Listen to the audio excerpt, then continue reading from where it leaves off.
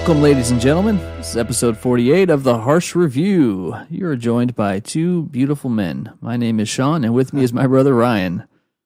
Hello, Sean. Hey, Ryan, what's going on? Hey, not much. Right on. Well, I'm excited for episode 48. If you're new to the show, we're kind of a review podcast, mainly just talk about movies and entertainment. We'll change that up a little bit today. But in the meantime, Ryan, what's going on with you? Anything new and exciting in your life? I was out in Vegas recently. I saw the band Widespread Panic. They did a 3-show run at the Park MGM Theater in Las Vegas, and it's really fun. Oh, okay. Nice. Yeah, they're more of a... They're hard to categorize, actually. They're more of like a southern rock band, but they have a lot of other things going on, so... This show, as opposed to like a Fish show, a lot more like, I guess, rednecky, but not like dirt poor rednecks. More like upper crust rednecks. I guess if there's a, I didn't know there's different tiers of rednecks. It was just either these are rednecks who can go to Vegas and buy tickets to 3 shows and whatnot. So, as opposed to like a Fish crowd, the Fish show, you walk in, everyone's kind of like scrutinizing the show, very judgmental, and they go post about it later and negatively and on the blogs and everything. Fish fans are really kind of spoiled, entitled to a lot of things. With Widespread Panic, everyone's just there to have a good time. Not much in the way of like criticizing the band. They were each like 3-hour shows, so it was pretty fantastic. All right, that's cool. Yeah. So 3 days? 3 days. So and they're a jam band as well, right? Yeah, so it's a similar format to all these other bands. So they'll do 2 sets. They improvise pretty well, but they kind of rein it in a little bit more, so they're not going too far out there in terms of the improvisation. Also, a lot of covers from all kinds of bands. So pretty wide range of music. Nice. Yeah. Anything else exciting in Vegas while you're there? You do some gambling. You do go to any shows? Not really. I'm not a big gambler, to be honest with you. Like I'll lose like $20 on a slot machine, and I'll be mad the rest of the night. So it's one of those things where I think I work hard for my money. I don't like throwing it away, and that old gambler mentality, like, oh, I'll win it all back by the end of the night, doesn't always pan out for me. So. I gotcha. I'd rather spend my money on other things. I do enjoy the cuisine in Las Vegas. All those buffets? Buffets. And I mean, they have like a lot of specialty foods from different parts of the world. But it's super crowded there now. They're building, well, I mean, it was before, but we saw them building the stadium for the Raiders. And then right next to where the show was, the Park MGM used to be the Monte Carlo, so MGM took that over. Theater's fantastic. They're going to have a lot of different acts come through there, but it was really, really cool in terms of the acoustics, in terms of the overall setup. There's a T-Mobile Center there right next to it that they have hockey games and rodeos and concerts and things like that. So they're just packing a lot of stuff in there. Very congested.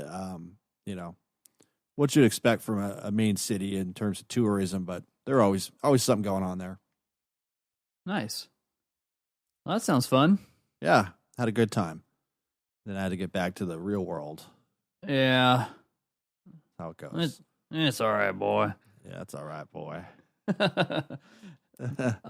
Nothing on my side. It's just been kind of a slow week, just kind of getting back into, the holiday rhythm.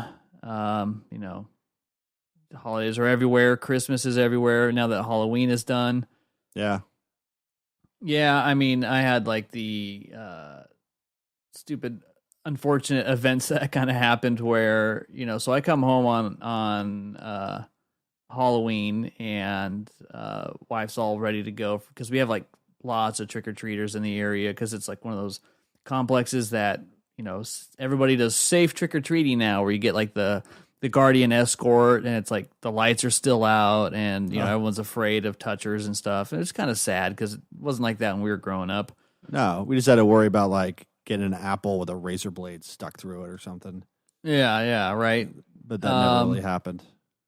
So I've got like this balcony, and my truck's underneath that, and there's all these candles on the ledge, like the electronic candles that were kind of set up, just to say, "Hey kids, we're doing a thing." And then even the complex like gives you this little thing to put on your door saying, "I'm ready and willing to accept children to come and get candy." Oh wow! So it's a whole process I've never seen before, and so my dog Kevin obviously is getting like super pumped every time the doorbell rings. And I'm like, okay, little buddy, I can't handle this. You're going on the porch. So I put him out on the porch. But as I'm opening the screen, he's so excited to go out that he just goes like right through it kind of and derails the whole thing off the track. So then the screen's busted off and I'm like, what a lummox. I'll deal with this. A lummox. I'll deal with this in a minute. So I just lean the screen there so the cats don't get out. And he decides to like, I'm going to empty my bladder on the porch. So it's now dripping off onto my truck below. And that's like right where the kids are walking up. So I've got a crisis. Like you don't want kids in their costumes walking up with dog piss falling on their heads. Yeah, urine everywhere. So I get some water, hot water, and you just like kind of rinse it off so that it doesn't stink. And then, it's kind of what you got to do.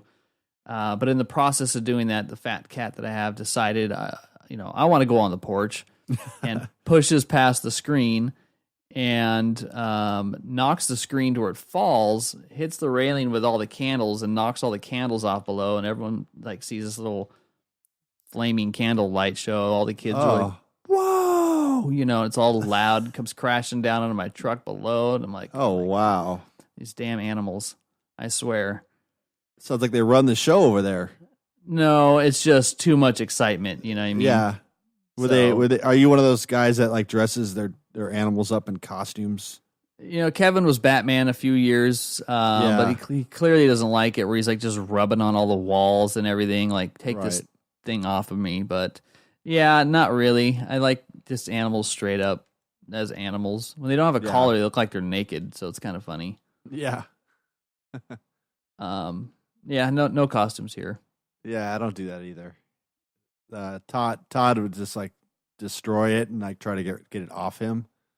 Be something like a man in a straitjacket, trying to get out of the straitjacket. That's pretty much what the dog would look like. Yeah. Any kind of costume or even like a sweater or something, he gets kind of weirded out. But yeah, it takes a while for them to get used to it. It does. But, animals, what can you do? Yeah. Halloween came and gone. So now everybody's already got Christmas stuff going on, and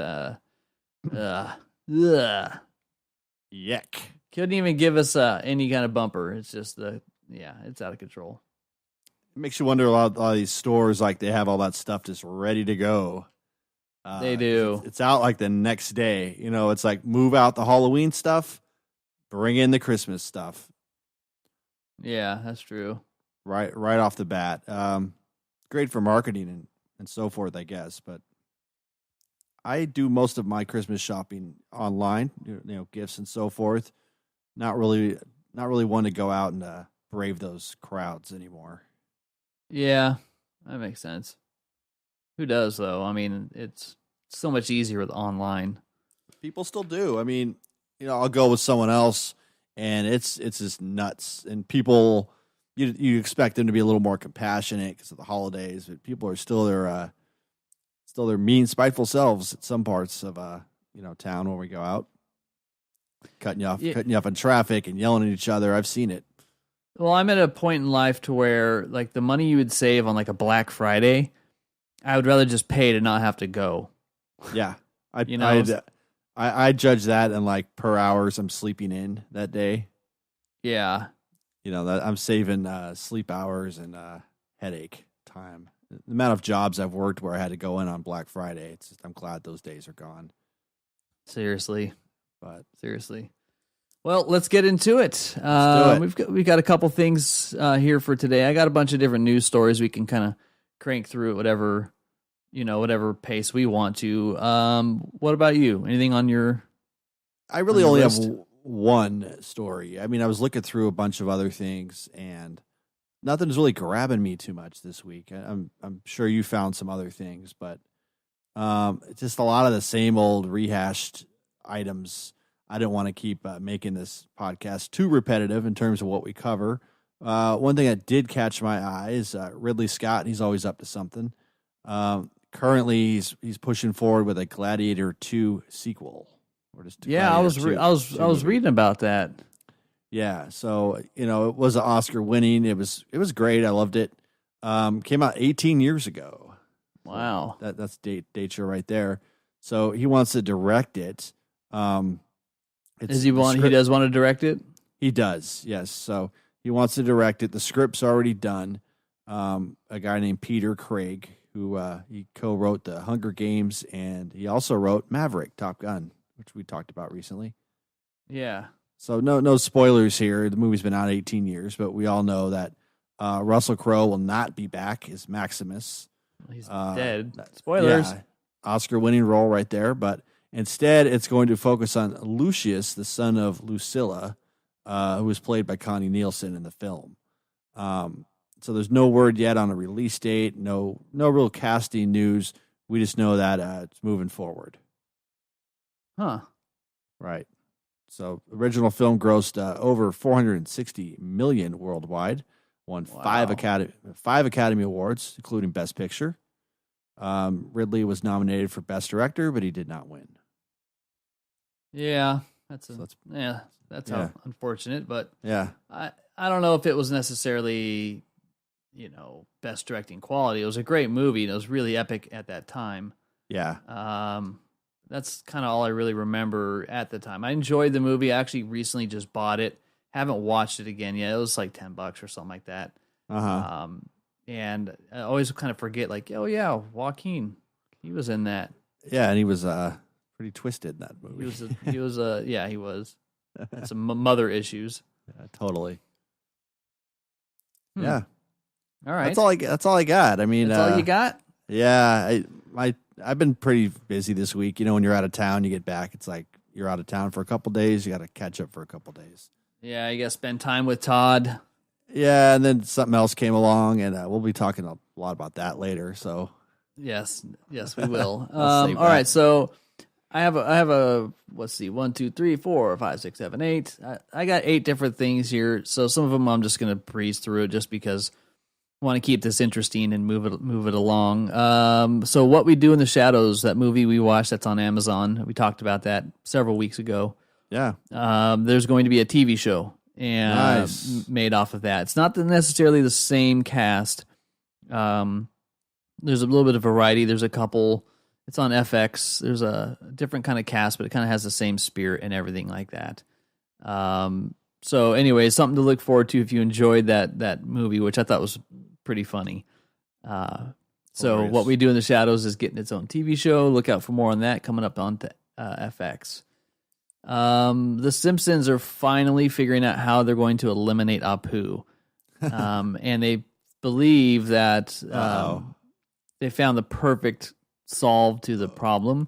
Well, he gets impaled by a Slurpee machine or something? No, they've been kind of just phasing him out because they haven't really been knowing how to deal with it, which I think is kind of hypocritical on their part because, you've got Groundskeeper Willie, which is, a stereotype of Scottish people.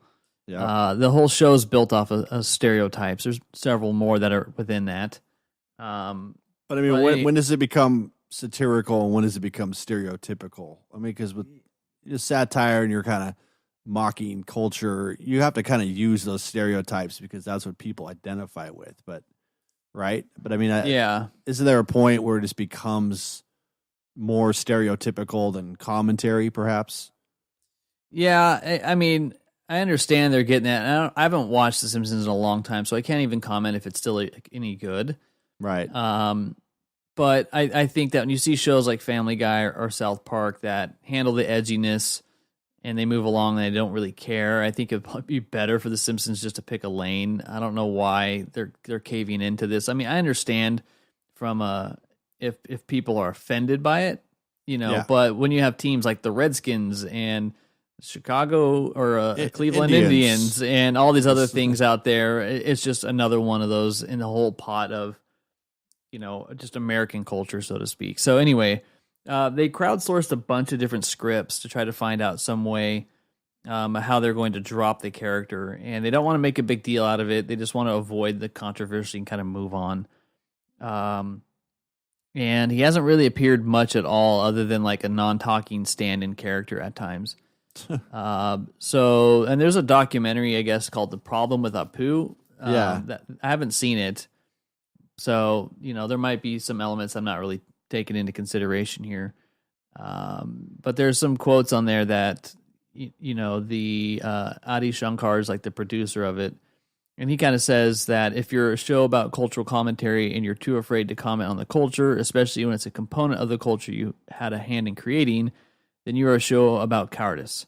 It's not a step forward or step backwards. It's just a massive step sideways.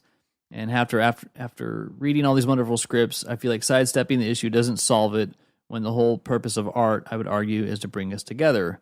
So they've got a whole thing out there, and they had some kind of contest that they did, and they think they found a version that's going to work.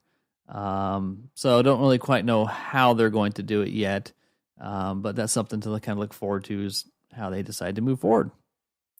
So ironically, they might boost might boost their ratings. Yeah, it might. People would want to see it, but I guess they're just going to kind of silently kind of just to do it, and not necessarily make it like a.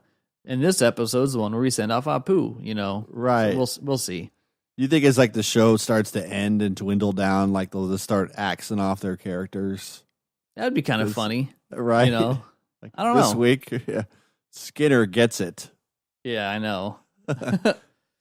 All right, so moving on, Johnny Depp out from Disney's Pirates of the Caribbean reboot that they're doing, and he's like totally cool with it. He's, like, why wouldn't he? He's done plenty of those. Time to move on. Real quick, this guy's just like an endless source of news for us. Well, I know he's still. I mean, he's going to be in the Fantastic Beasts series, the Harry Potter stuff now as Grindelwald, one of the main bad guys. First American, I'm sure, or one of the first Americans, right? Yeah, there's only been a couple, and so that'll be interesting to see. And he looks like he's going to do a good job in it. He's playing a villain, which is kind of nice to see. He looks like one of the villains from Matrix 2. Kind of does. And then so outside of that, he was just kind of saying how it's been a big cultural thing. It was a very important thing to him for a long time. But if it's something that they're rebooting, obviously it's very popular, and he had a part building that and is proud of that, and doesn't like see it as something that he has to necessarily continue.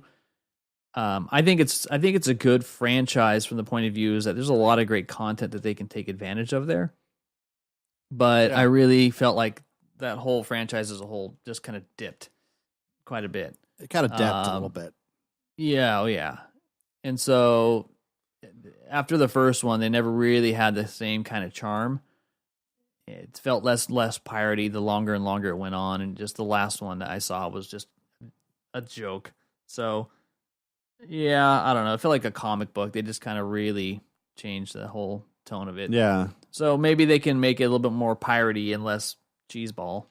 Sure. We'll see. Okay. Yeah, we'll see. All right. Boba Fett. Officially gone. Killed. Yes. Bye, Boba. Bye, Boba. Well, I don't know how I feel about that. I mean, it's like everything. It's kind of like you're opening it up to being like, let's do a movie about this guy. Let's do a movie about this guy. And it's endlessly exponential. You can just keep doing that to the point where it's like, I don't care to know about all of these guys and where they came from and how they started. So I'm kind of ambivalent about it. I don't care, I don't care. It's good to read about it, and news. It is kind of newsworthy, but because we've been talking about it and there's been a lot of build up, but whatever. Yeah. Any reason for why they're taking it out, or? No, I think they're just taking a step back, and they need to figure out what they're doing with this whole trilogy thing first. So it's just one of those things that Kathleen Kennedy kind of said it's 100% dead, and they're just focusing on the Mandalorian right now. Ouch. So I think they're very sensitive to oversaturation. Plus, the only photo they released of like the set of the Mandalorian showed a total Boba Fett looking dude because he's Mandalorian or whatever. Right. And I think it might be confusing to fans. I mean, to be honest, outside of the name, like I don't really care at all. Like he's a really cool looking character, but doesn't mean that I really want to know his story. I mean, I've said it before. I want to know Jabba the Hutt's story. Well, yeah. So there's just some, I don't know. I think Star Wars fans just need to kind of realize that something new and refreshing in this universe will probably be exactly what we need. Get away from the Skywalkers, get away from all the old stuff that we're used to seeing, and just move on. And another thing too is I mean, all this stuff's been covered in the books. I mean, there's a ton of books on Star Wars, a ton of comic books also. So go read a book, people. I mean, if you want to know more about Boba Fett, pick up a book or a Kindle or a e-read, whatever, and check it out. It's just kind of like impossible to ask someone to make a movie every time we need to know about a character's backstory. Yeah, I agree. It could keep going for years. But Solo changed a lot. Yeah, it did. Looks like they took a lot of lessons from that, I guess. Yeah, I mean, it's still a good movie, but it's still connected to the main trilogies, and that's what they really need to make a clean break and just move on. So after the one that comes out next year, 9, they really need to just retire that and go, let's just move on and not have anything remotely connected to these except for like fringe lore or whatever. I don't know. That give the franchise to somebody else and have them take a look at like how they're going to tell a story in this. So hopefully that's what the kind of Mandalorian does a little bit for us. We'll see. Okay. Yeah, we'll see. So Guillermo del Toro is directing Pinocchio for Netflix. Oh. Yeah, he's been taking a time off since Grinding Nemo, and it's a stop motion musical version. So yeah, seems like a nice creative project for him. It's going to be unique, but it's off the source material, not Disney version. And I mean, he was telling Variety how no art form has influenced my life and work more than animation, and no single character in history has had a deep personal connection to me as Pinocchio. In our story, Pinocchio is an innocent soul with an uncaring father who gets lost in a world he cannot comprehend. He embarks on an extraordinary journey that leaves him with a deep understanding of his father and the real world. I wanted to make this movie for as long as I can remember. So, curious to see if he kind of takes like the Tim Burton approach, make something nice and unique out of it. Not sure, but I'm looking forward to seeing what he does here, especially because it's like a whole new territory for him if he's doing stop motion musical. Right. And that island they go to, where Pinocchio goes to, I'm sure it'll look really cool in his direction. Really kind of dark. Oh, and Treasure Island or Fantasy Island. What was it called? Something like that. Yeah, I think it'll look really cool and dark, and he can kind of do what he wants with it. But I'm looking forward to that. It makes sense too that a lot of his work's been informed by animation, just kind of the way it looks and feels overall when you watch it. Yeah, for sure. Nice. So 2 more stories here. These ones are both a little bit different.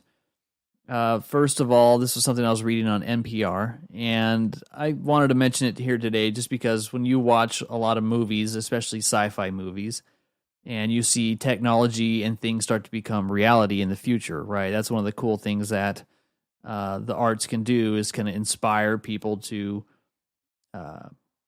push innovation and technology. Right. So anyways, thousands of Swedes are inserting microchips under their skin, which sounds like a premise for a movie plot. Yeah, I love it.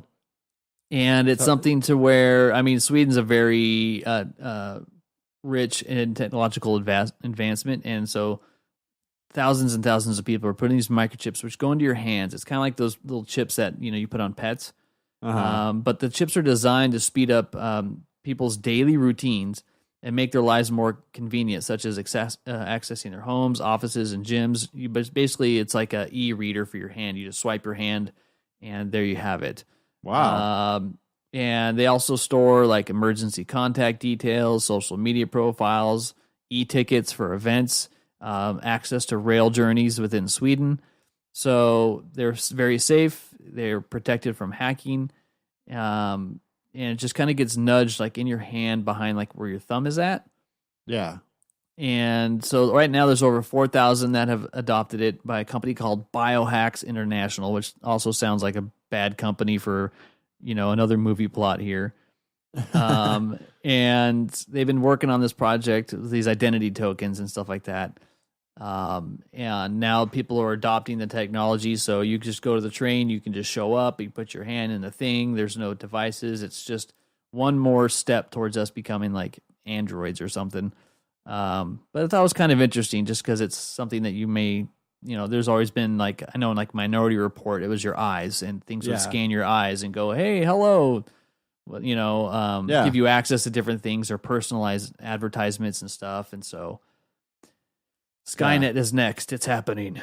Sean, do the chips contain the compound known as unobtainium, perhaps? Unobtainium is very possible. Yes. A little Avatar shout out for our friend. Yeah. Big fan he is. Yeah, of course. I know he's a little bummed because they moved away from the papyrus font and came out with a new logo, but yeah. It's a moment of silence for Matt. All right, moving on. Yes. So last story. Now, imagine being an Antarctic researcher, and you're, kind of like The Thing, that exact same setting, and you're there with a few small group of scientists, and there's a attempted murder plot all of a sudden uncovered. It's like the first one ever. In Antarctica, and the reason is because one researcher stabbed another colleague who continued to spoil book endings for him. So, is this a movie or real life? No, this is real life. So cool. I thought it was kind of funny just because when you talk about spoilers, and you're out on some Antarctic base, and that's like all you kind of have are these movies, these plots, and all these things.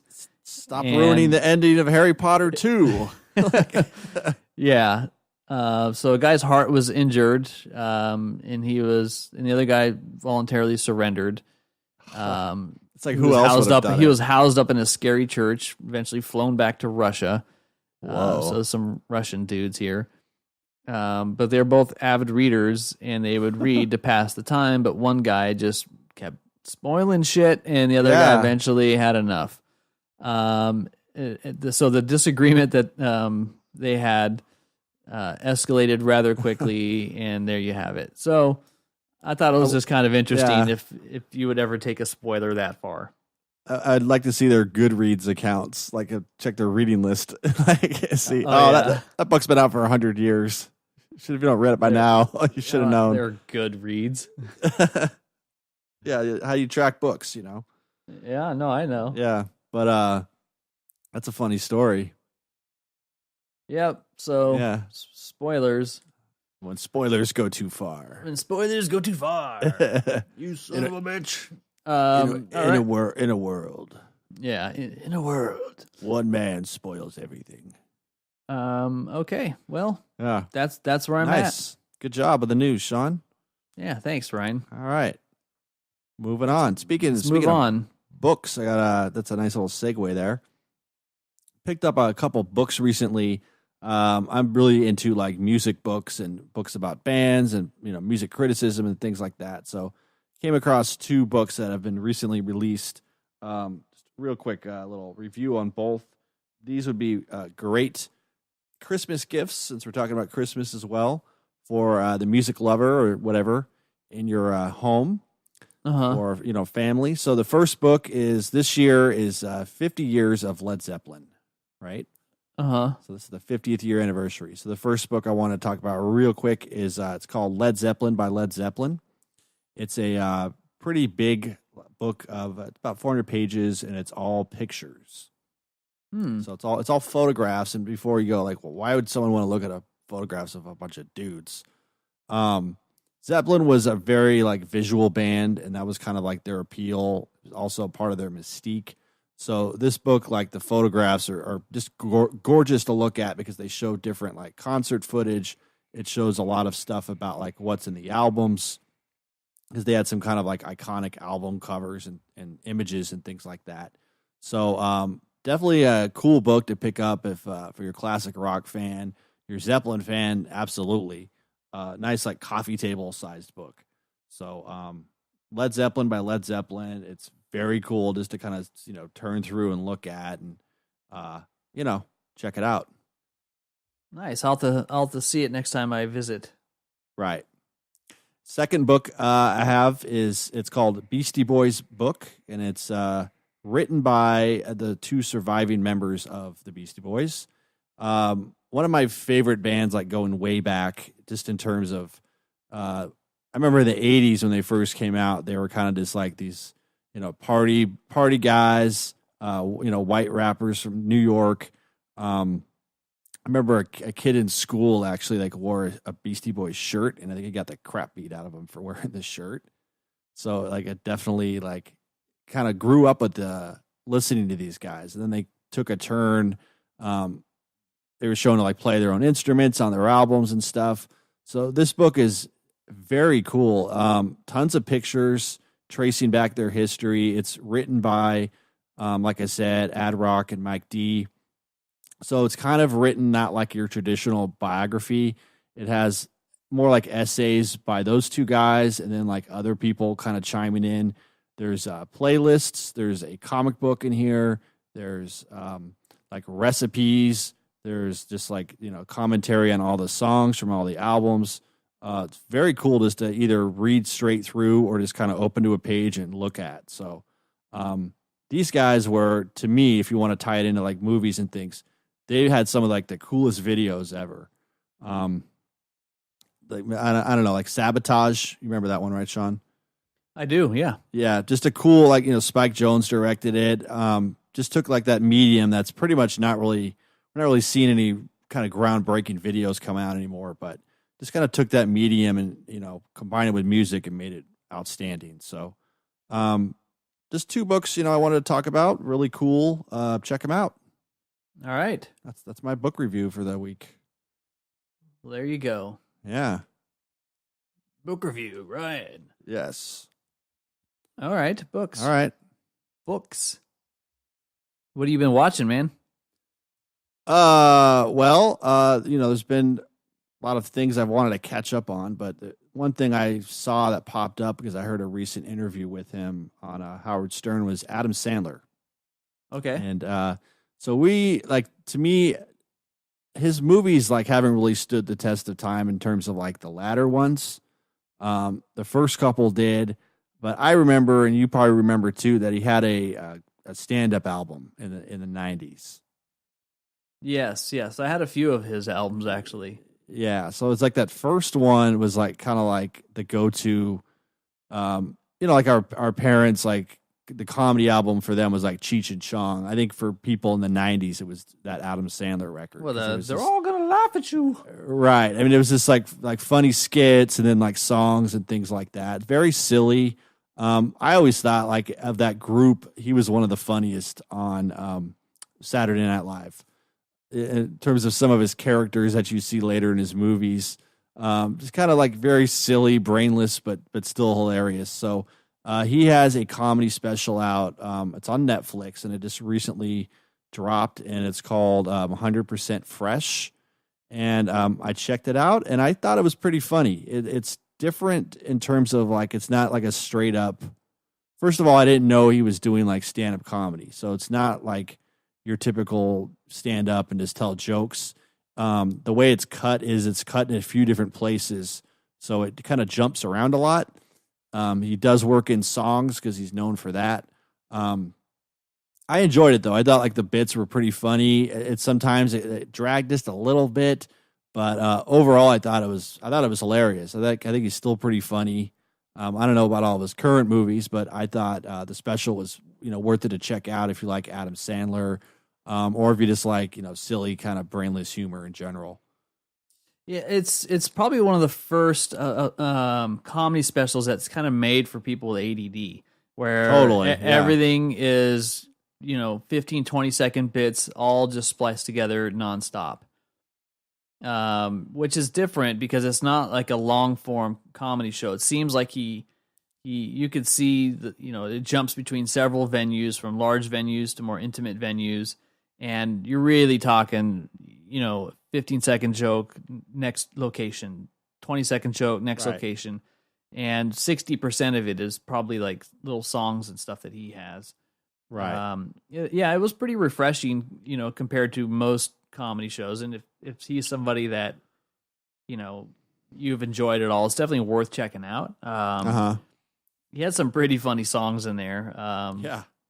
Pretty silly. And then he ended with his Chris Farley tribute, which was actually kind of nice. Yeah. And then the song, a modern version of the song that he sang in The Wedding Singer. Right. Yeah, it's good. I mean, yeah, I would agree. It's he's been doing comedies. He's getting back on it for a little bit, but it's a very bold choice to kind of really do something that's different as far as a comedy special goes. Not what you would think. Yeah, and the one thing though that's predictable, and this is what he does in his movies, is he has to like absolutely without fail include Rob Schneider in some form. Yes. And so it's not a spoiler or anything, but it's like every movie, it's like this guy. He has just put this guy in it because I don't know if he has anything else going on or what. It's his friend, Yeah, I mean, I know like he has enough money and he has this like empire, and a lot of his friends are pretty funny. That guy's kind of annoying to me. It's just he's definitely like a supporting character. He's right, a tertiary character at best. Sure. Yeah, so check it out, folks. Good stand-up comedy on Netflix. Also, I watched something on the other end of the spectrum. It's very, tragic. Some time ago, there was this tragedy in Norway, in Oslo, where you had an active shooter who kind of combined two different malicious acts. He blew up a government building. We didn't blow the whole thing up, but he detonated like a van near a government building, and then he also went to this island where these kids were doing like a summer camp leadership program, and then just started shooting a lot of people. When he was all done, he had killed about 40-something people. So this is that crazy guy that looked. Yeah, he's insane looking, right? Yeah, like so. Basically, it all happened in like Norway, which isn't really known for violent acts. So when this kind of came down the pike for them, it was pretty crazy. But the movie it's on Netflix. It's called 22 July. It's directed by Paul Greengrass, who's known for doing the kind of like realistic style films, almost like documentary. He did United 92, but he's also done the Bourne movies. So I thought, like this, his style is very like documentary-ish looking. So with this film, it's not so much about like the initial act, because the initial act itself is kind of gruesome and crazy, but it's also about like the follow up and then all the people that were involved to like, take this guy out, bring him to justice. The trial, it deals with the fallout from everybody, the survivors, the parents. So it's pretty like gripping and like just really tragic and sad, but it's definitely worth like checking out if you want to, just kind of like a really human emotion type, show. Now, is it actors or is it a documentary? It's actors, so it's it is okay. Yeah, but he has a documentary-ish style, so it's kind of like like United 92. He put people in the movie you don't know. Same with this. It's like people have complained because in the film, like there's no subtitles, so they're all basically in Norway, but they're speaking like English. So that's like a choice he made, I think, just so you're not totally like reading subtitles the whole time. I think what he's going for more is like the emotional impact of how monsters live among us like this, not just in Norway but all over the world.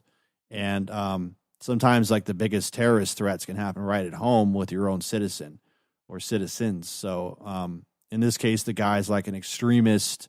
He holds up like the tenets of like Nazism and communism, and racism, things like that. So, he's definitely making like a political point here, but it's just the way it's shot. It's pretty gripping, and pretty harrowing at the same time.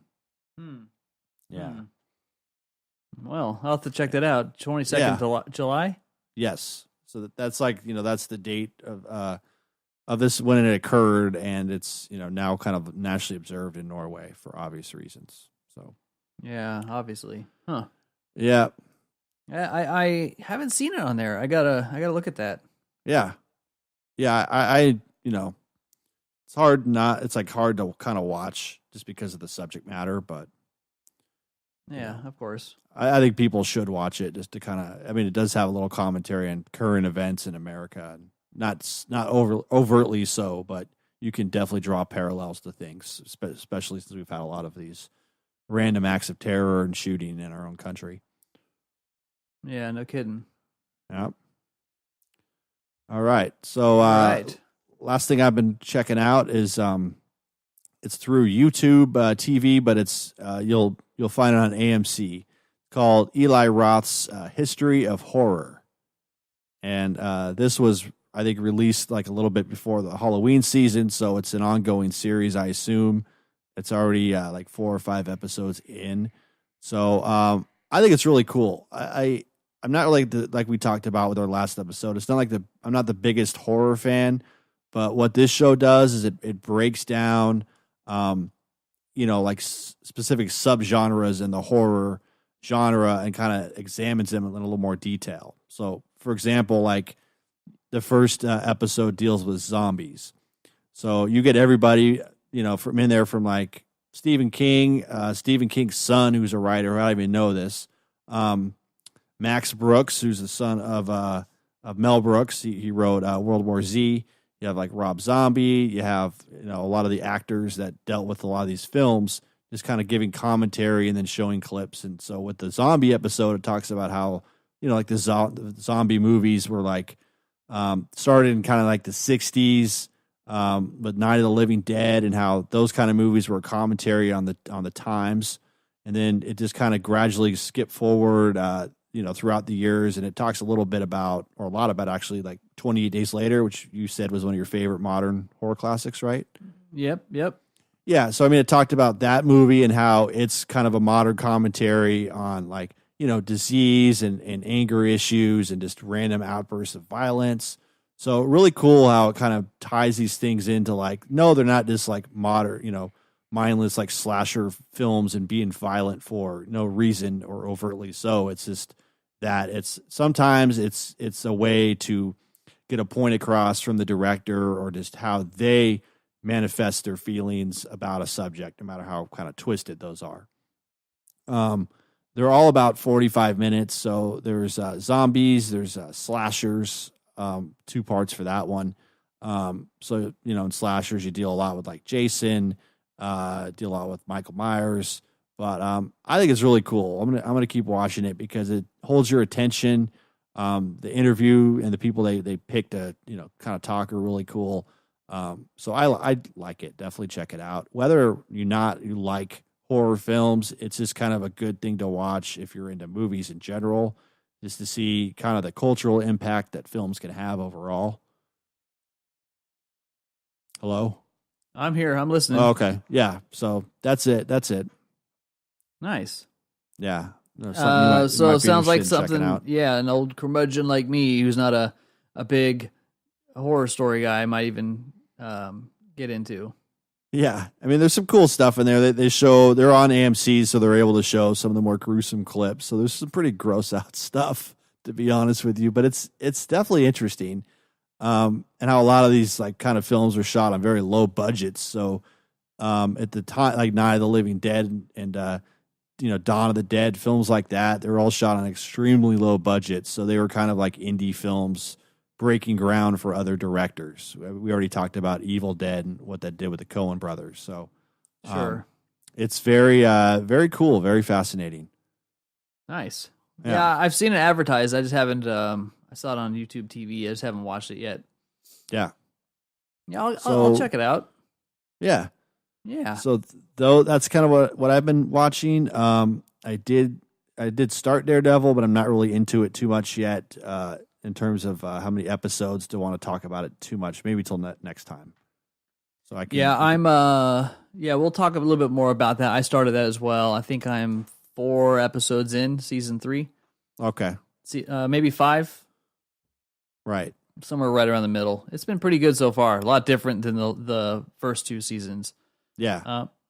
It's really good. So I'm looking forward to finishing that one up for sure.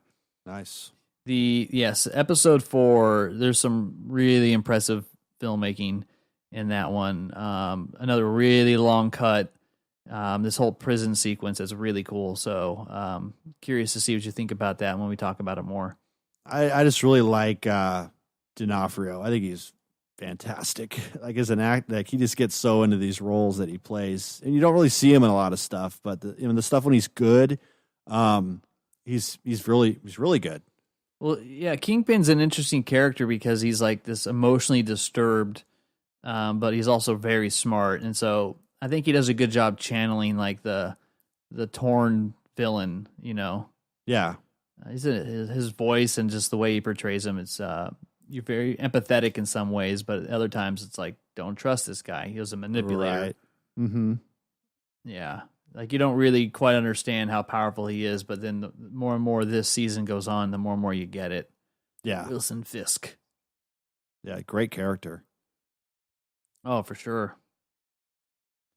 For me, I mean, I watched, obviously been going through Daredevil season 3. I watched The Mummy, which is the new shitty Tom Cruise one. And just, going through different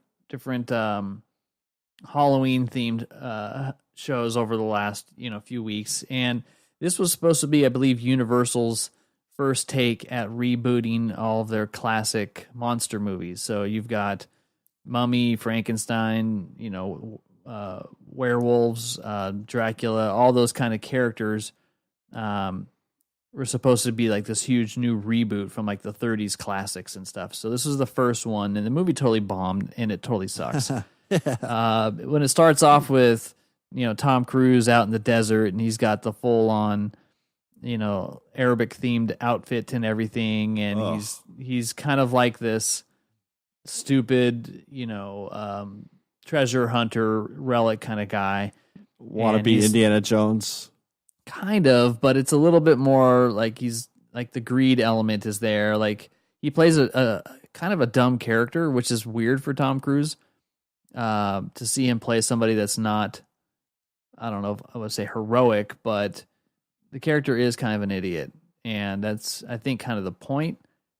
But I don't know. And then I didn't know Russell Crowe was in it. Oh, so that was a little bit weird. And he plays Dr. Jekyll. Okay, well, hold on. All right. Yeah, and you see him, and he's like, "Hello." He's like, "Hi," and he meets Russell Crowe's character. And he's like, "I'm Dr. Jekyll," and you're like, "Oh, well, we know who this is." And then Tom shakes his hand. He's like, "Wait a minute, did they?" Oh, yeah, and like, does Jekyll and Hyde not exist in your universe? But no, I get it. But anyways, yeah. So along those, not afraid to spoil it because the movie's terrible. I don't really recommend it to anybody unless you're okay with just wanting to be bored for a while. Yeah. Have something to have on the TV while you're doing your taxes. Yes, there you go. So yeah, he's it is what it is. I mean, the story's simple. It's got this whole backstory with this Egyptian goddess who was, put away, and then they uncover her, and then all kinds of terror wreaks out. There's some cool moments. It's creative enough. It had a lot going for it. Yeah. But I don't know why, but just something about it just feels super, super cheap. Just an abomination. Yeah, I don't know. Huh. So, trying to spare all you guys from watching that one. But if you want to check it out, it's on Amazon. They should just bury that franchise. Well, it didn't quite Get work it? the way they want. Yeah. Yeah, well, I mean, it's like I just think it's hilarious how maybe the first old mummy movies that came out like in the 20s and 30s were like a guy wrapped in what was clearly like toilet paper, lurching down the hallway with his arms out, moving like a mile an hour, and it's supposed to be scared of it. And then now it's gotten flash forward to present times, and we're making these films and tying all this stuff in, and they still kind of suck. So it's like, get the hint, give it up, try something different. Yeah, didn't work. Documentaries about mummies and that kind of stuff are way more fascinating. So check those out. Yeah, for sure. Yeah. And then The Witch on Netflix. So you watched this one as well, is it? Because I told you I watched it. No, I think I watched just a week of Halloween. I was kind of in a scary movie phase. And I thought the way it was spelled, I thought it was the Vitch. Yeah, the Vitch. Because it's like Two either V's. a German guy pronouncing it or like it was one big V. So I watched it. So I'm curious to know first what you thought about it, and then I'll chime in with my thoughts. Well, I almost wanted to put subtitles on because that dude's voice is so freaking deep. Oh, yeah. Like, what? Well, yeah, he sounded like when you slow a record down. Oh, yeah. Like to find out if there's tie back to Zeppelin, like when we'd like slow down the Zeppelin record to like see if they were speaking satanic stuff. That's what he sounds like. It's like, okay, dude, first of all, I need one of those old school like ear horns so I can hear what you're saying. Or I just need like a better system where I can slow things down to understand it. But something. Okay. Yeah. It's kind of a twisted movie. It has, feelings, the setting is kind of reminds you of like The Village. Right. Doesn't have anything really in common with that movie, but the setting kind of feels that way. It's got a little bit of Blair Witchiness to it. It's for those who don't know what it is, it's really like a classic New England witch tale, late 1600s, 1700s era. And this family's kind of like having to leave the town for some reason, so they set up shop out in the woods. And there's, I guess, like a witch that lives in the woods that then starts to haunt them, I guess. I don't know. It's and then slowly as the movie goes along, it just gets worse and worse and worse. And slowly being the key word here, because it does take you have to be very patient with this film. Yes, you definitely do. It's got a creepiness factor to it. I don't know. What did you think of it?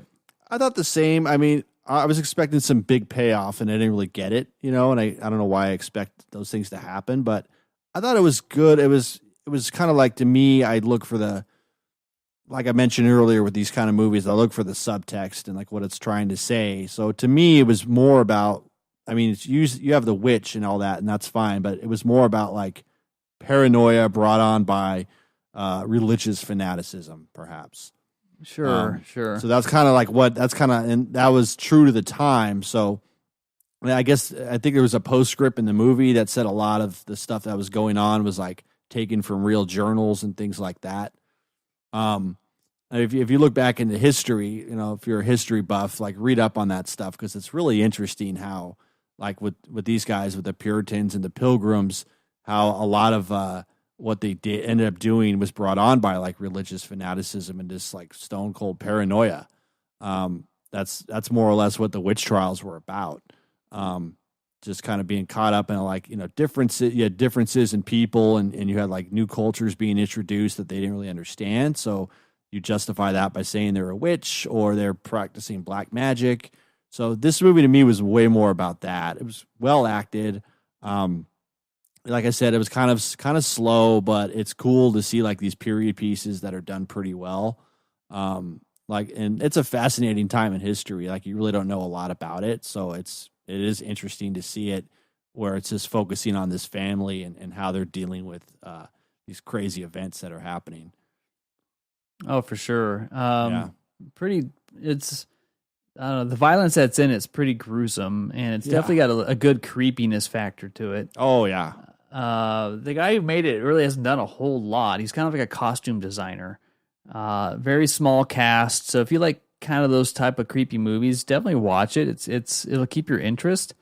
But but there really isn't, the plot is not fast moving at all. It's very slow burn, incremental, and there's a lot of paranoia elements to it. You kind of just feel sorry for these people. Yeah. But yeah, the witch or the VVITCH. I think I think that's how you have to search it in Netflix. It's VV, but on IMDb it just says witch. Okay, I get it. Yeah, I know. All right. All right. Well, let's move on to what's really been taking up all our time this week. So we're going to talk about a video game, and I first wanted to preface this by saying, like, when a new video game comes out that I get really excited about, it kind of changes the course of my life for a couple days. To where, like, you lose sleep because you're playing it so much. A lot of your habits kind of go out the window. Your dog starts looking at you funny. So we're going to, of course, start talking about, say it, Sean. Red Dead Redemption 2. Right. It's a very, very well anticipated franchise here from Rockstar Video Games. And we're going to talk a little bit about our impressions of it. Not too many like spoilers, but we're going to try something different here on the Harsh Review because we could pretty much review any kind of media we would like. This is a review podcast. So take it away, Sean. Let's start with you. What do you think about this game? All right. So to kind of establish this, I played the first one. Yep. And I don't know if you played through the first one and all. Oh yeah. Yeah, and that one was a lot of fun. Played that with some friends because it also had an online component. But essentially, this is why I wanted to talk about this particular game, because I think that if there's any type of like medium that can bridge movies to other forms of entertainment, this is probably the best example I can think of. Because it's very cinematic and it's got deep characters, deep acting with all the characters, with motion capture, excellent voice acting, and just the attention to detail is out of control. And so for me, what's kind of cool about something like this is that it truly, I think in many ways, can accomplish something that a movie can never do. And I think too, though, like with this particular franchise, like it's easy to say, yeah, it's Grand Theft Auto on a horse. I mean, that's pretty much what, I mean, when I explained this, because I explained this to someone the other day who had no idea what this thing was. And I said, yeah, it's Grand Theft Auto on a horse. But then it's like so many other things. The first 15 minutes, like straight up reminded me of the Hateful Eight. Yeah. All the way down to like the characters and the environment. So yeah, that's a really good point you made where, and you'll see it throughout the whole game, like nods to, Western films. It's pretty much an homage to that. It is. It's really cool because you play a main character, Arthur Morgan, and you're, in a gang, Dutch is the gang leader, so to speak, and you're in his game. Whereas this is a prequel, whereas in the original one, you played another character, John Marston, who he's still in this game, but it's kind of after those events, like afterwards, where you can kind of see like somewhere this all goes bad, because the original Red Dead is the Dutchess gangs are the bad guys, and so I'm really curious to see how that goes, because you kind of know that right away from the beginning, like, oh, I'm part of Dutch's gang. That's the bad guys in the first one. So what's going on here? Mm-hmm. And so anyways, and yeah, it starts off, it's got a very strong Hateful Eight kind of feel to it, which is kind of nice.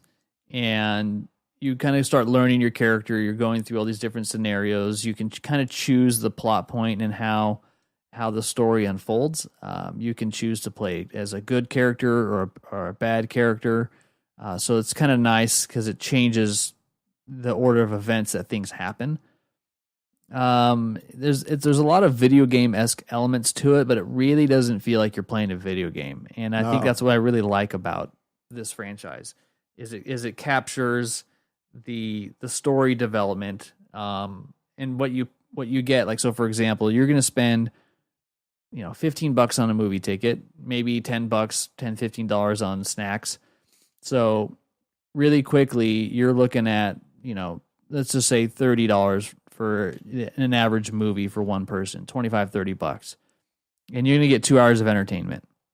Here you spend $60 and you get a core story, which is about 70 hours of entertainment. So if you're really looking for any kind of just something to pass the time and be entertained by, best bang for your buck is you can get out of video games like this. Right.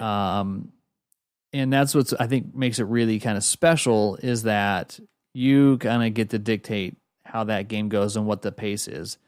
And just to, for if you're listening to this and you don't play games at all, or it has any interest in you, what's kind of unique about it is there's like a scene where you're going to set up a new camp, so you're on like a wagon and you're traveling with 2 other people, and you're literally watching them just travel over this land, and it's going to take you like a 15-minute journey. While that's happening, there's like this deep conversation about one guy who grew up as, he's a Native American, that he's with you, and he's telling you about how it used to be, and then there's like some old guy in the group, and he's telling you how it used to be. And so you're getting a lot of historical context into that time in a setting and through that perspective. So I'm actually like interested. I'm like listening to the story and I'm like engaged with it, where normally my attention span on stories and video games, I don't believe, are that great.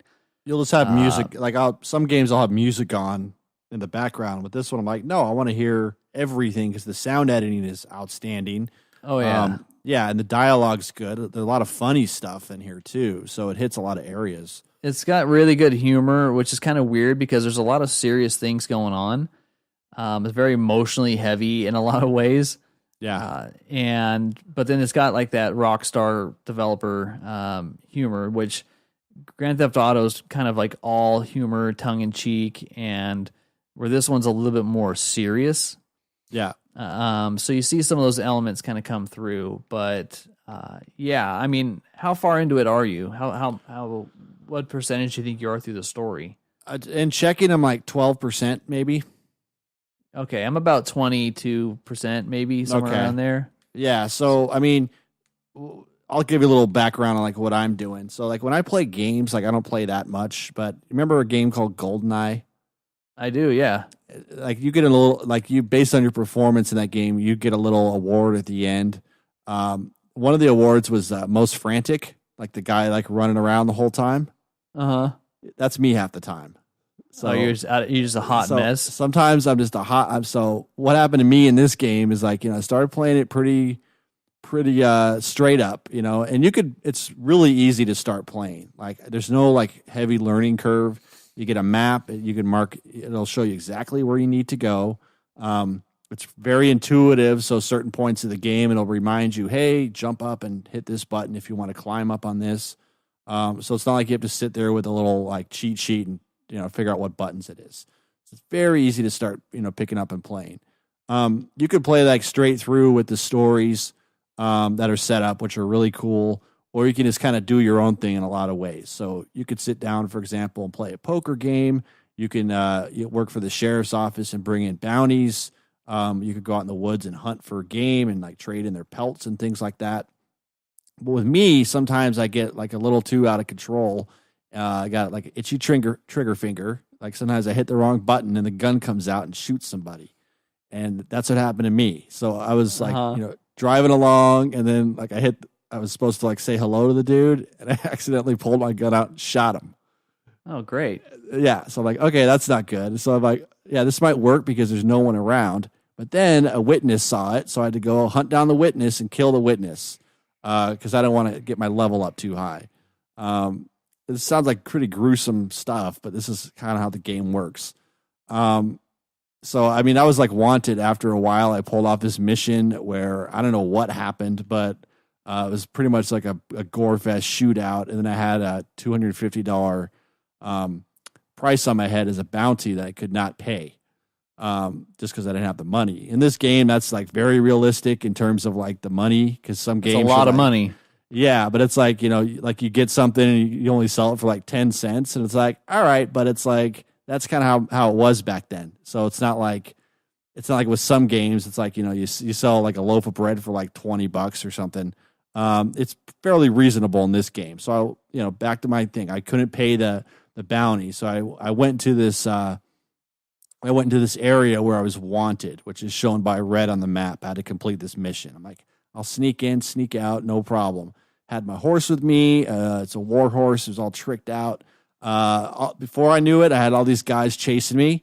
I was wheeling around on the horse trying to shoot everybody, and then I fell off a cliff. Horse is dead, so he's gone. Oh my God. I wake up. The horse is gone. He's dead. He's replaced by another horse. So I had to like work my way back into the game. So that's kind of where I'm at now. It's like a big setback. Oh yeah. Well, it was a setback for a while. Like there are certain games I play where sometimes I go down a rabbit hole, and I have to dig my way out of it. So there was a game, Elder Scrolls, right? There's a game there. It's in Elder Scrolls. There is a little perk in the game where you can become a vampire.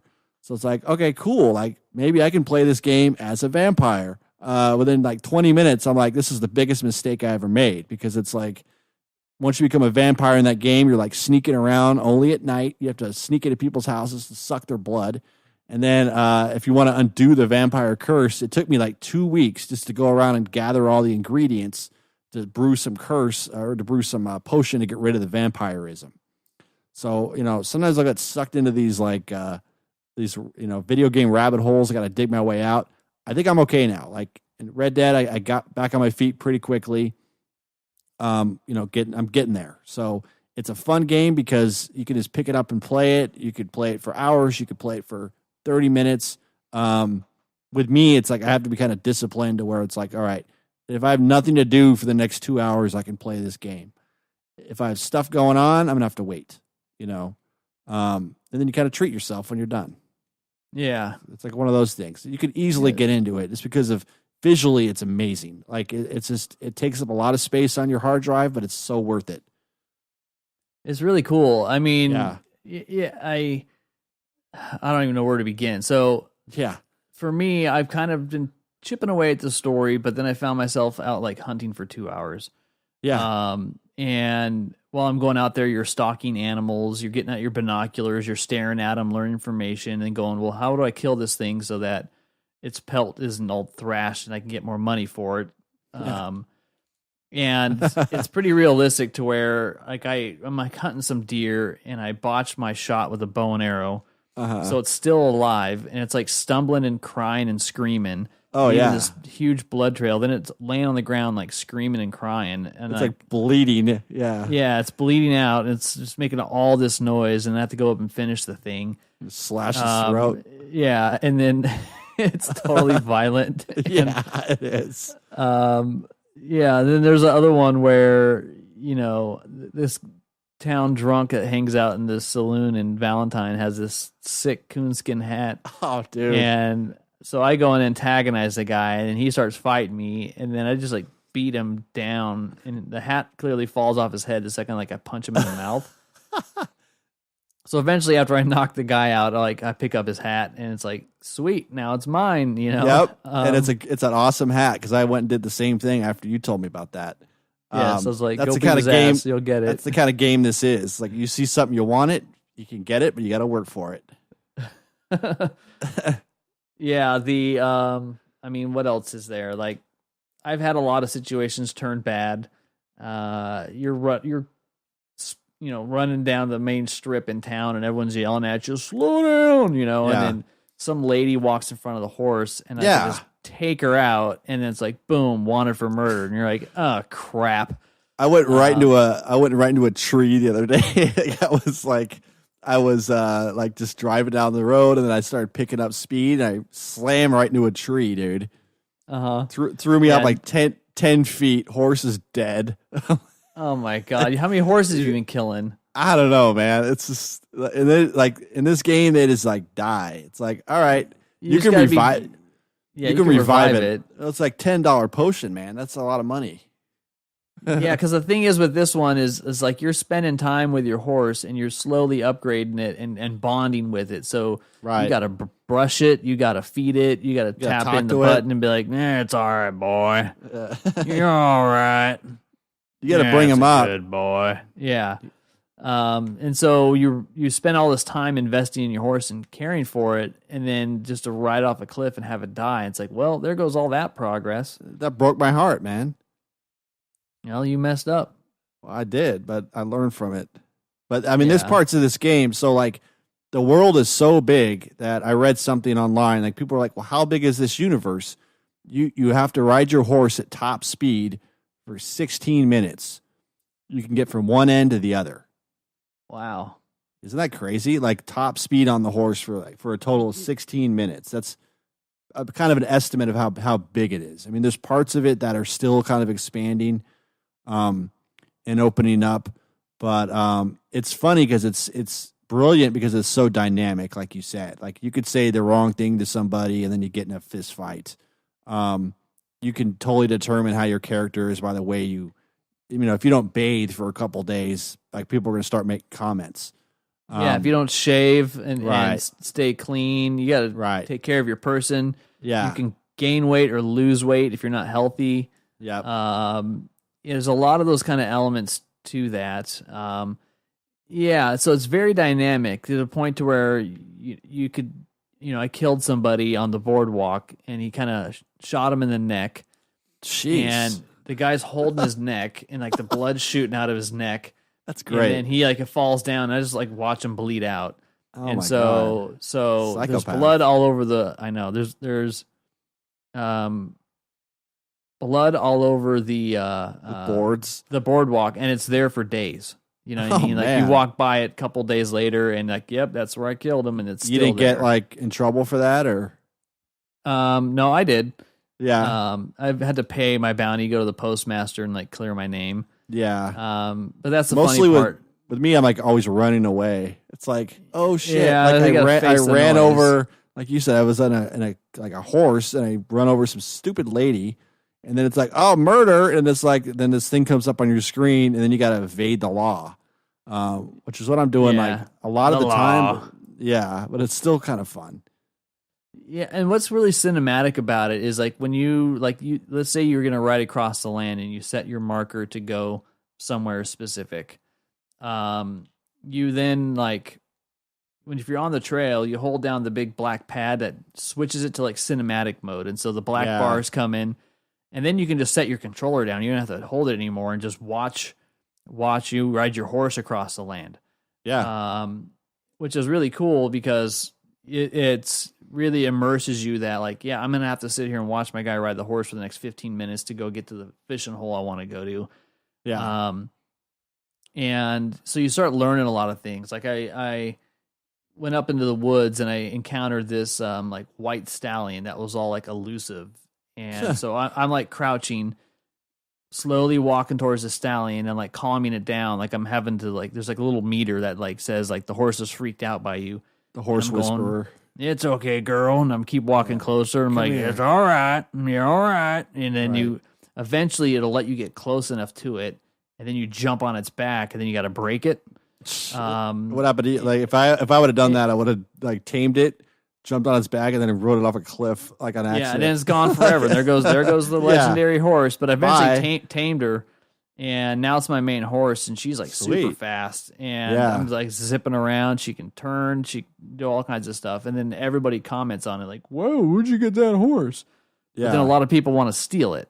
So I'll be Ah. riding, and then people come out of the hills with their guns, like, "I'm gonna get your horse, pal," you know. Yeah. Um, Well, that's kind of what happened to me because I came up on a horse like that after I killed my other horse. And like some random horse was there. I just jumped on it and started riding around. I'm like, it's pretty cool.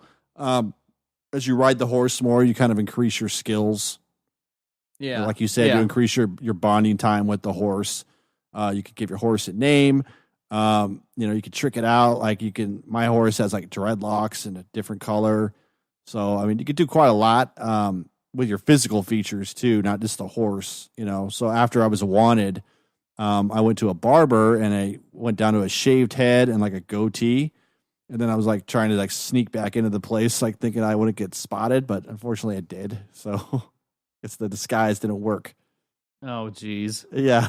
I was like, hey, I'll know what I'll do because I'm wanted dead or alive in some region for some reason right now. And it's like, there's no bounty for that. Like I went to try to pay the bounty off in one whole city where one of my missions is. The map is all red, and the dude's like right smack in the middle of it. So it's like if I show my face in there, I'm done. Yeah, you can go you can go to the sheriff and clear your name. Just make sure you don't have any money, and they'll take you in, and then you get your bounty cleared. But if you have a lot of money and then there's a bounty on your head, then you got to be really careful. But it's interesting to see how like your character kind of develops because like the acting on it, the motion capture is really good. Yeah. Pretty impressed with how they did that. Right. I don't know. It really captures that. Like the music is really, really something. I don't know. Just it doesn't feel like you're playing a video game. It's almost kind of like Westworld or something, you know, where it's like some wilderness, simulator. The animals are cool. Like there's a scene with a bear that's like straight out of The Revenant. You got I've seen wolves so far, fox, coyote, beaver, badgers, deer, like you said, all kinds of stuff. So it's like this whole, I mean, you could play the game straight through and like beat all the missions, but then you got all this other stuff you can unlock and do and just little side missions, So it's going to keep you busy for a long time, like regardless of whether or not you beat the storyline, which is cool.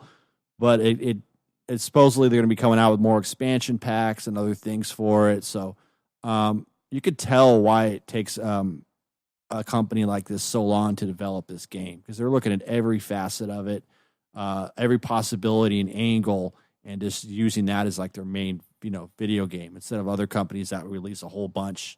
And you could tell like there's a lack of care and a lack of attention to stuff in those games. This game, not so. It's like, you could tell they really spent a lot of time on everything. People were like, well, when's this game coming out? I don't like, I bought this, I pre-ordered this thing. And I just remember some of the comments were like, well, I'll believe it when I see it. They've been saying it's going to be coming out forever. And it's like, all right, you know what, guys, like you're waiting for something and they're not going to disappoint you because Rockstar never really has with some of their franchises. So it's like, it's going to be great regardless. You just have to kind of wait for it because they're developing it. Well, the game made $725 million on its opening weekend. Wow. Yeah. So just a kind of more than Solo made. Oh yeah. Yeah. It tops any of the highest grossing movie in history, which was Avengers Infinity War, which earned $640 million during its opening weekend. It's not the highest grossing. I mean, Grand Theft Auto earned more than $1 billion in its first 3 days. But this is something that they spend, 5 or 6 years making, and then, they come out with it. So obviously they're going to cash in. Right. But yeah, that's just it's a lot of money. Yeah. But good for them. I mean, you spend that much time developing something, you're going to expect it to pay off in some way. I'm looking forward to like anything else that comes out from this. Very, very cool. Yeah, exactly. And I mean, even just like when you're hunting the animals, what I think is really cool is that you're studying them and you're having to track them. Yeah. And while you keep studying, you start learning details about it. So you have like this compendium you go into, and it tells you all these like different details about the animal and what it likes to eat and how you can bait it and ways that you can try to get a more successful hunt. Yeah. And so you're learning a lot of things as well. You're not just playing a game. So, cause there's games that are going to be, gameplay focused, where like a Call of Duty, for example, which is another game I play, which I have a lot of fun with it, but it's really a little bit more strategy and action oriented. Whereas this one, it's not really so much about what you do on the physical controls. It's more about the decisions you make and how the plot and story unfold around you. Right. So that's what makes it kind of unique. For me, it combines like some of my favorite games, like Grand Theft Auto, but also Splinter Cell. We talked about that before with me and Splinter Cell. But like you have to sneak around and stuff, and so it combines like those things with a really cool story, cool everything. It's kind of the game I've been waiting for a long time. I'm sure a lot of other people too. It's just I'm sure it's consuming a lot of people's time right now and across America. I stayed up till 2 the other day playing it, so not during a work night, but It's just very immersive. So that's kind of what's cool about it. Yeah, I love it so far. And there's like stuff on the map where it's not even opened up yet. So I'm looking forward to getting into that. You could just like ride there, but it's kind of risky sometimes because you might not have the gear or the guns or whatever you need to do. Right. Yeah, I'm kind of learning like, one part I went like way up in the mountains just to kill this guy and his gang. And then I'm like, all right, what now? Now I got to get back. It's like, was it that Mexican dude? Yeah. So I'm like way up in the, and then you're driving back and the wolves are chasing after you. So it's kind of cool just to like either play the straight story or just like check out other parts of the game. So I love how open-ended it is to where, you have to do this to get this, to get that, to get that. That's what a lot of games previously have been. That's how it keeps you hooked. Yeah, but with this game, it's like I can do this now, or I can do this, or I can do this, or I can do this. So it's like a lot of things you can do from anything like simple like hunting or playing cards or playing dominoes or like cooking food, which you can also do, which is cool. You can like set up a camp, cook food, like you can make potions and tonics and things. You could do all kinds of things, honestly, like just like low level things to like major missions and things. You could do all kinds of stuff. Yeah. Nice. Yeah. Well, nice. I'm curious to see how your exploits go. Yeah. Well, I've kind of settled down a little bit. I've like kind of maintained like just you could make different save points. So I'm getting I think that was my issue. Like I didn't really have a save point before that horse I killed. You can manually save it because it pretty much saves it for you, like every time you finish a mission or like if you go sleep in a hotel room. But then I think it like overwrites the other one. So I don't know what I was doing, but sure. I think I'm okay. If you know you're about to get in some shit, then you're better off like going, oh, I better save it. Yeah, I've been doing that now. So like at the end of every time I play, like I go check into the hotel room, regain all my energy and my stamina, put the horse in the stable, save it there, and then I'm like next day I'm like, all right, I'm gonna go out and do this. Hopefully I'm gonna find like another cool hat. Yeah, maybe like a fox hat or something. That'd be cool. Fox hat. Yeah, you can get it. I have a buffalo head that looks like the things from Flintstones. Yeah. Nice. It's I went and hunt some giant white buffalo. Oh, wow, yeah. Look at you, man. Yeah, I had to track giant it down. White buffalo. And so I went down there, skinned him. So now I have like this big white buffalo trench coat and then a buffalo hat. I look like Jeremiah Johnson rolling up into town. People are looking at me like, right, who's this guy? The hell's this guy? I know. Yeah, this guy's not playing any games. Yeah, and then I get like that sweet bear hat because I found the trapper in the woods I can take all my stuff to and he'll make things for me. And I think I'm all badass and I roll into town and everyone's just like, dear God. Yeah. look at this guy. With a buffalo head.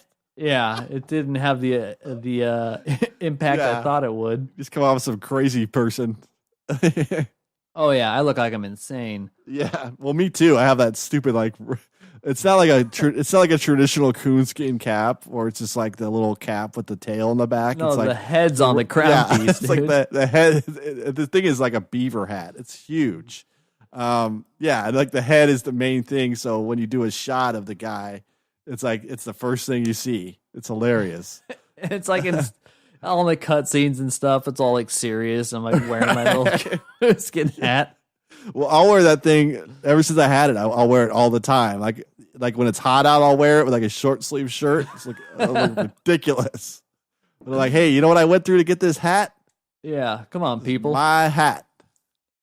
Yes, yeah. It's pretty good. Yeah. All right. We'll have to talk about that a little bit more in a couple of weeks to see how the story and stuff unfolds. But totally. Definitely enjoying it so far. Yeah. All right. Any last words before we wrap it up? No, I think we had a good episode. We talked about a lot of things. Yeah, talked about video games, books, movies, shows, murders in Antarctica. I think the show's going in a whole different direction. Computer chips under your skin. Yeah, I know. We're informative and fun. Yeah. All right, friend. Yeah. All right. Well, we both have to go play this game now some more. So. Yes. Right? Yes, we do. There's a lot of work we got to do. Yeah. I think Sean was fishing in the game while I was talking a little bit ago. Yes, I was fishing, right? but I'm like, right, Sean? Right? What? And there's no answer. What? Oh yeah, just sitting here catching rockfish bass off of the Chinook. Yeah, off the shore here. Right. That kind of reminds me of the Snells, the way he talks, like the Snells from Ozark. Oh yeah, like your main character. Yeah, absolutely. I don't know about this. That's a good parallel. All right, I'll do it. Yeah. All right. Nice. All right, man. Well, thanks again for stopping by. We'll be back next week. If you don't already follow us, you can head over to Facebook and follow us at The Harsh Review, or visit our website, harshreview.com, HARSCH. Stay in touch, see when new things are posted, all that kind of fun stuff. And that's going to do it for this week. So thanks for stopping by. My name is Sean. And I'm Ryan. And you guys have a good one.